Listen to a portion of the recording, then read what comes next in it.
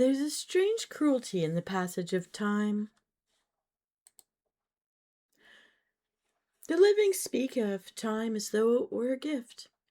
They tell one another to cherish it, spend it wisely, make memories. They speak as if time were a companion walking beside them. I've never known time in that way. To me, time is like a corridor, a long one, one lined with doors that close behind me without asking whether I wish to leave the room. People ask what I do with my days. I endure them. Not all of them. There are moments worth keeping. A laugh that escapes before I can stop it. Music that catches the heart by surprise. Water holding my body as though gravity had finally grown tired of its duty. The warmth of bread. The silence of snowfall. But so much of life is waiting. Waiting for appointments. Waiting for meetings. Waiting for forms. Waiting for answers. Waiting for permission. Waiting for pain to lessen. Waiting for people to do what they promised. Waiting for another day to finally be over. I find myself watching clocks, not because I'm eager for what comes next, because I wish to be finished with what's happening now.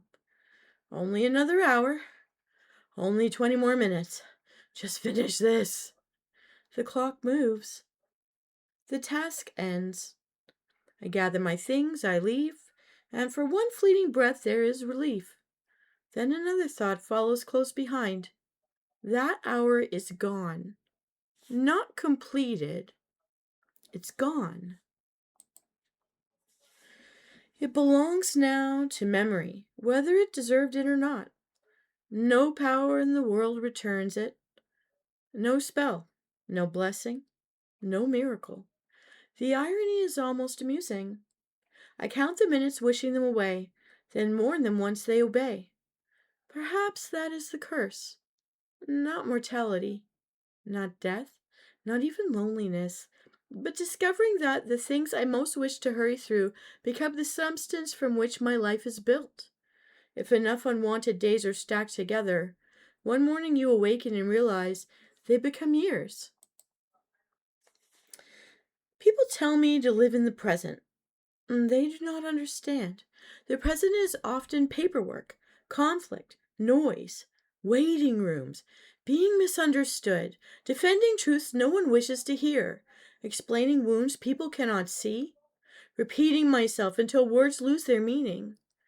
There are days I feel less like a woman living a life than a traveler moving from obligation to obligation, carrying a satchel that grows heavier with every mile. Swim, groceries, letters, appointments, cleaning, forms, sleep. Repeat, again, again, again. The world calls this living because the heart continues beating.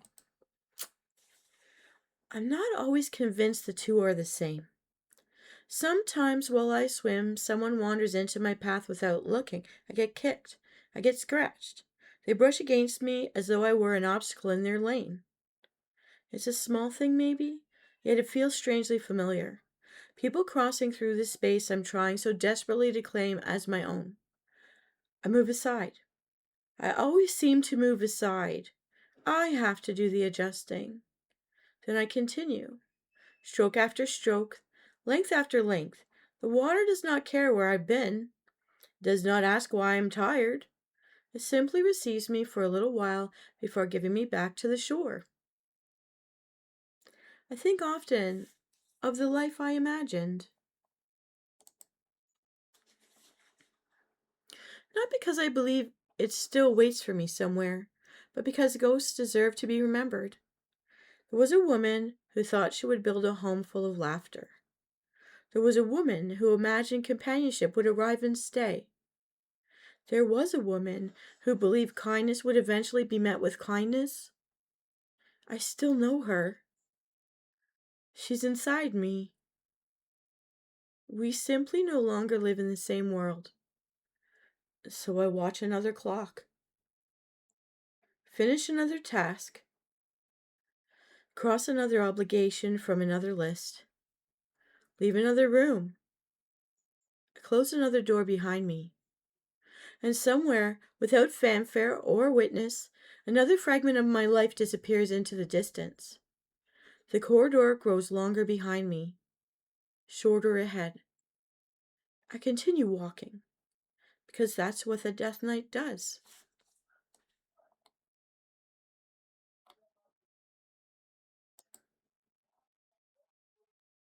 Well, it's a reflection, weary, honest. I'm not trying to force hope or teach a lesson. Just another rambling of this female death knight. Just another piece to explore. A different part of the human experience, that quiet, introspective voice.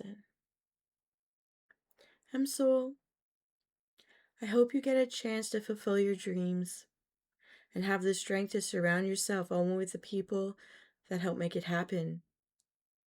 Don't let anyone diminish your spark. We get this one trip around with this mortal soul. It's precious.